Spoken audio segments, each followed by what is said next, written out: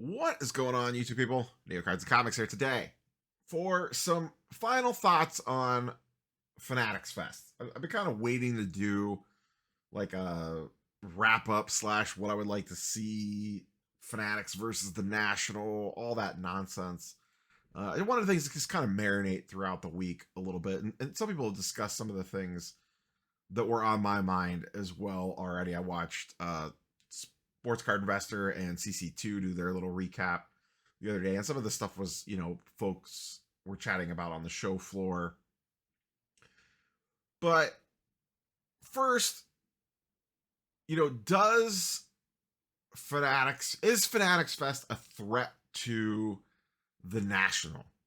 They're not the same event, and I think that's one of the trickier things people from outside have had their trouble wrapping their mind around. Fanatics Fest is not a card show. It is a fest with a card show attached to it. It was the Comic Con of sports cards. Mission accomplished. That was their goal. Was it a perfect event? But not by any means. But from their general overarching aspect of their goal of let's put on the sports version of Comic Con, I think they came pretty close to the mark on that. At least from the large con perspectives. And, they're trying to replicate that, and that's okay. This event can exist like this. It does not have to be the National. We have plenty of pure card shows out there. Just like in the comic book side of the world, they have San Diego and they have New York Comic Con. And those are not really, the primary focus of those events is not the actual vending of comic books. Much like this, the primary aspect was not the buying and selling of trading cards. It was a celebration of sports. And oh yeah, if you want to go spend some money, go spend some money, which is much like what a Comic Con is like. So I think from that part, they nailed it. We beat the VIP thing to death. I would like to see that done a little bit better. So is this thing actually a threat to the National? Does it need to be shaking in its boots? I think there's going to be some interesting choices people are going to have to make going forward. And the reason that I say that is, and this is in the rumor category, but I heard this on the show floor from various different places. I've not been able to confirm this anywhere. But basically the gist of it is they had to sign a multi-year deal. And for at least the next couple of years, it is going to be around the same time. So mid to late August, which means for probably the next 2 years, this thing is going to butt up against the National. And that's going to be tricky for a lot of people going forward. A lot of folks have seen what this thing is. A lot of people have been to a National before. So it depends on what you want to get out of the trip. These are not cheap events to attend, especially this one. I'll do a breakdown of my costs maybe at some point in time next week. We'll see. Of what it was to travel this event. Now, you can do it cheaper. I went for the whole entire time. That got more expensive. But even the Chicago, that is not that cheap. Hotels around Rosemont get jacked up when the National is in town. That is not a cheap hotel either. Especially if you're planning on going for multiple days. So I think it's going to be tricky for a lot of people to pull off both of these. And to be quite frank, New York City is a lot easier place to get to, and it's a lot easier to justify a trip of that expense when, maybe there's a family involved. This event was way more family friendly. A ton of people have talked about that already. This event was designed for kids. Kids had a blast at this thing, at least it sure looked like they did.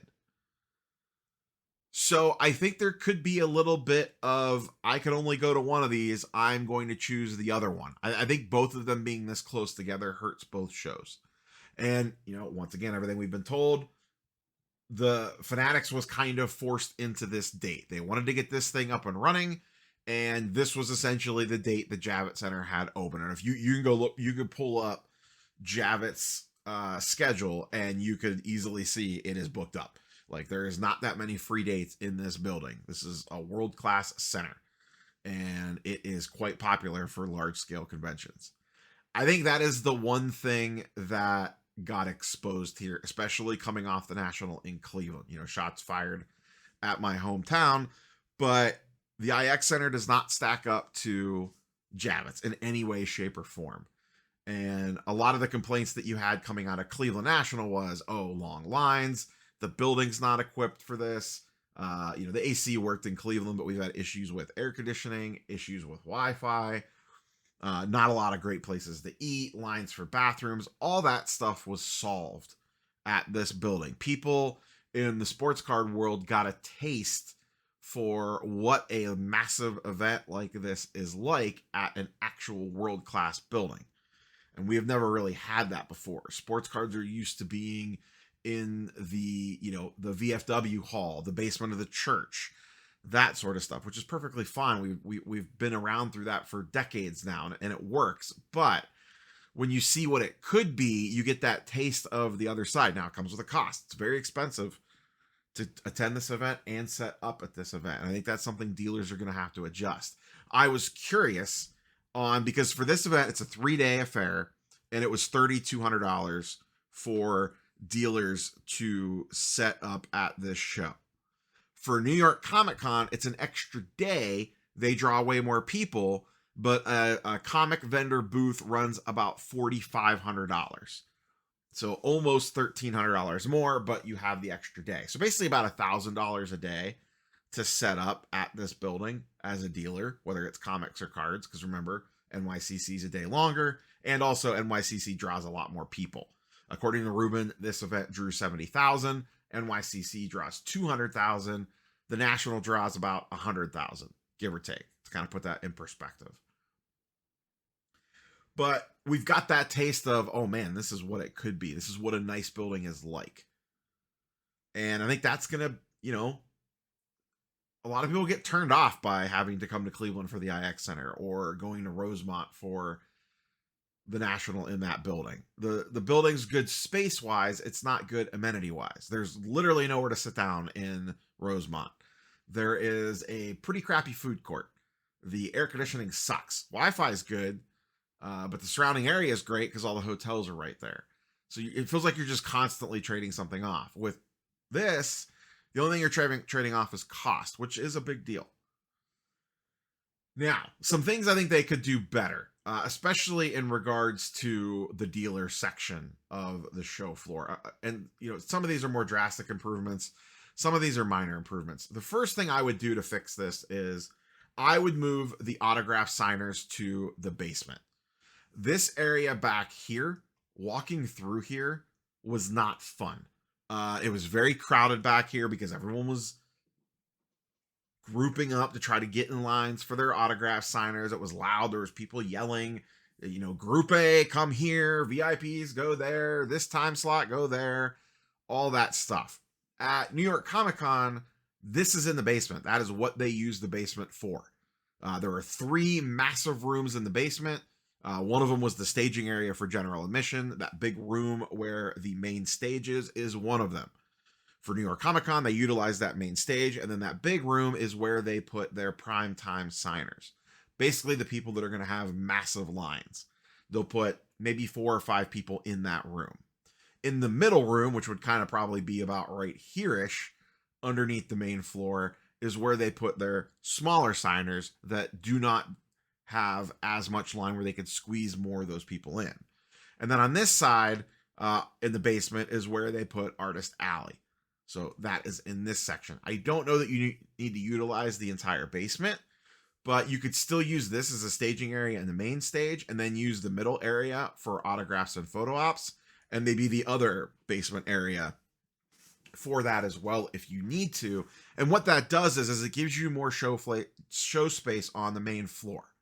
That would allow some of these booths to be a little bit bigger and also allow you to expand out the hobby hall. Now, there was empty space in here, like over in this area here, back in these corners. And I think part of it was they didn't want to creep too close to the photo ops. There was like dead space in some of these, which was kind of nice, but it really sucked for the dealers over here. I shouldn't say all, a lot of the dealers that I talked to along this outer edge through here were not having the best shows because people just were not trickling down over there. So the first thing that I would do is kind of rearrange this whole main floor. I would move all the autographs to the basement. I would then shift the hobby hall and try to squeeze it in around this main entrance. Like essentially right here, it's basically a U-shaped. I would almost do the same thing. Have like this section here be dealers and have some of this section here be dealers. Have this stay the same. You could keep the NFL over there. You can keep the kids zone over there. You could keep some other stuff over there. And once again, you'd have more space back here because the autographs and photo ops are out of the way. But keep this over here to draw people to that side of the room. And then this stuff in the middle, shift over to where the hobby hall is to force people to go to the right. And then, the analogy that I heard made from someone, and, I thought the exact same thing was, this is your gift shop. You have to go through the gift shop to get into all the good stuff. So put it here, have it flank the entrances, so then people have to filter through all the dealers to get to all the other nonsense. And then when they go to leave, they have to do the same thing, because you have to go out this way. And these are your entrances and exits. And you have to once again walk through the dealers to get out the door, or go grab lunch, or go get a coffee, or whatever it is that you're doing. So just by simply shifting this over here and then moving some of this stuff over to here, it would then spread that load of people out a little bit better and also kind of force them to intermingle with cards. The other thing, and to me, regardless of what they do with this event, this is a non-negotiable. This is a super easy fix. Can we please get a map that has dealer tables on it? Like, why was this not laid out to tell me what row people were? At least give me row numbers. I saw dealers that I follow on Instagram that I like to buy and sell to, and they would post, come see my booth at 3915. I don't know where that is. They never published a map publicly. The dealers got one, which I was lucky enough to get a copy of, a screenshot of, basically, that made my life a little bit easier to find people. But publicly post the table numbers so people can find them. It's absolutely crazy that you have a card show running, but you don't have the dealer tables posted for people to be able to find people. That's an easy fix. That's an easy fix. And also, Topps Hobby Hall, Fanatics Collectibles experience, we kind of have an idea what that is, but I don't know that a casual person knows that that's a card show. So maybe reword that a little bit. But those are three immediate changes that I would make. Move the autographs and photos to the basement to free up main floor space. Move the trading card area to smack in the middle. And then flank out the events on either side. I don't think you could get too cute. I've heard ideas of, put the NBA dealers by the NBA booth and the football dealers by the football booth. I don't think you want that all spread out either, because the people that are going there just to attend the card show portion of it would have a nightmare of they just want to walk up and down the card show aisles. They don't care about any of this other stuff. That is probably not going to be a very fun experience for them. So I think you still need it all grouped together. I would just move it to the middle. And then for the love of all God, give me a dealer map. You don't have to put their logos on there. Just a little grid with table numbers on it is all we need. And then a dealer can share that on Instagram, and then we know where to go to specifically find somebody. Nice and easy. Nothing super crazy. Now, another thing I would like to see, and this one is going to be a little controversial, but this is definitely something I heard a lot of on the show floor that I mentioned in the videos while I was recording. I think Fanatics should force dealers, if you're going to set up, you have to have the ability to take credit cards. I'm not saying it needs to be your primary payment method. I'm not saying you can't put a little sign out that says credit card will have a 3% transaction fee or whatever. That's pretty common. But if you're going to set up, you should have to take credit cards. I saw at least one or two purchases get sent sideways because someone walked up, wanted to buy something, and wanted to pay with a credit card, and the dealer was like, cash only. And I heard multiple stories from dealers talking about the amount of people wanting to pay with credit cards was way higher. They wanted to pay with plastic. because you're getting that casual audience in. The casual audience is not coming to this show with $5,000 cash in their pocket. If they want to buy $1,000 card or $1,000 box or whatever, they just want to whip their Amex out or their Amazon Chase Visa or whatever they got, get some credit card points on it, and go about their merry way. They're not carrying thousands of dollars in cash with them. Hardcore card people know, hey, come with your cash envelope hidden away in your backpack or your pocket somewhere, because that's how the world works. But if they truly want to expand this thing, you can't have someone walk up. Imagine, so Fanatics is sitting in a boardroom. Imagine they hear this. I'm a first-time attendee to an event like this. I meander over to the hobby hall. I've never really bought a card before in my life. I see a card, it speaks to me, whatever it is. Maybe it's a WWE card, maybe it's a baseball card, a football card, doesn't matter. I see something and you're like, you know what? That is the coolest thing I have ever seen. I need to get something like that. This is going to be my gateway drug in the cards. That specific card is the one that I need. That's going to start my collection. And I go to the dealer and I'm like, $1,000 for that, whatever it is. Sure. Yep. Awesome. I'll take it. Dealer pulls it out, hands it to me. $1,000, please, sir. Not a problem. Hand him my Amazon Visa. And then he looks at me like I have 3 heads.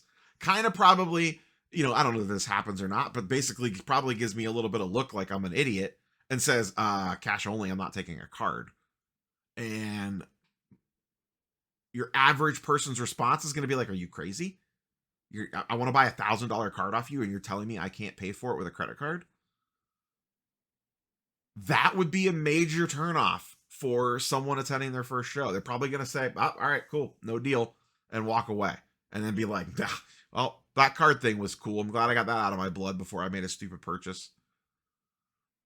Listen, I'm not saying that, that you need to revolutionize card shows and all of a sudden they have to, everything's going to be electronic forms of payment. I get it. But for an event like this, I think Fanatics should dictate that if you're going to set up, you have to have the ability to take credit cards. It's not that hard in 2024. I get it. You don't want to pay the 3% processing fee. You can add that onto the top. Let's be honest. The real reason you don't want to do it is because of the 1099. You don't want the tax man seeing it. You want to do it all in cash. Sorry about your luck. You're running a business, run it like a business, and deal with the consequences of the 1099. I know that might be a semi-hot take, and I'm not saying all of your transactions need to be that way, but you have to at least have the ability to do it because you are getting more casuals at this event. And I think it's time that dealers kind of take a step up and level up their game. And I know a lot of people do. I know a lot of dealers do, but a lot still don't, or they frown upon it. But if the goal of this event is truly to open things up to the casual, to bring new people in, you can't be refusing sales because you don't want to take a credit card because you're afraid of the 1099.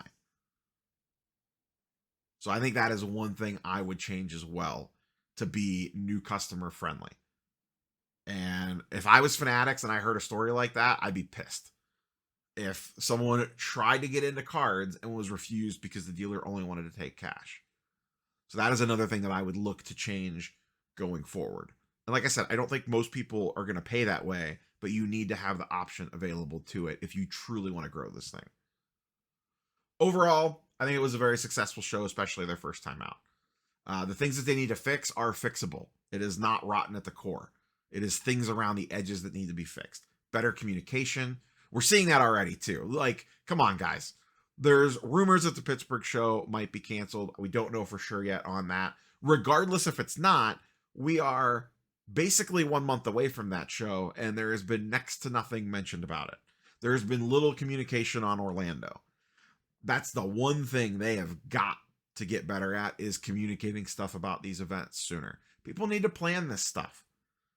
Not everyone's life revolves around card shows. A lot of people's do, but not everybody's. And you want to get those casual people in there. Or, even myself, like, I don't make my living in cards by any means, but even me, like, trying to juggle vacation time and trying to plan travel, figuring out what shows I want to go to, and then they're kind of leaving us hanging on Pittsburgh, and There's been really not a lot of information about Orlando either, other than that it exists. They got to get better at that. And I get it. They probably didn't want to take away from any focus at all from the New York show, but they have got to get better communication about this stuff and further out. Like, there was a banner literally hanging on the Slurpee vendor truck, I think it was, that said, "See you in March in LA." Why is that how we're finding out about that? It doesn't hurt to lay out a full schedule for next year, at least announce the dates that you have so people can start planning correctly. So the communication piece has got to get a lot better. That to me was their weakest point about this whole entire weekend, was general communication about stuff, and you're already starting to see it with potentially Pittsburgh and Orlando both. I would really like to know if I need to keep the hotel room that I booked for Pittsburgh, or can I cancel it. Luckily when I booked that, I purposely booked something that was refundable. So at least I'll get bailed out on that.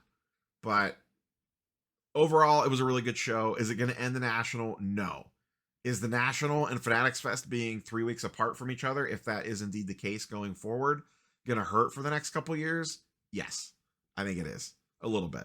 It's not like either one's going to be dead or anything like that, but there will definitely be people that will say, nah, you know what? I'm going to do Fanatics Fest this year. I'm skipping the National.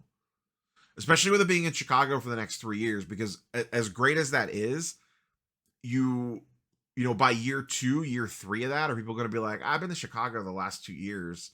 Let me go see what this New York City thing's all about. I don't know. Don't know. As always, curious for your thoughts and comments down below.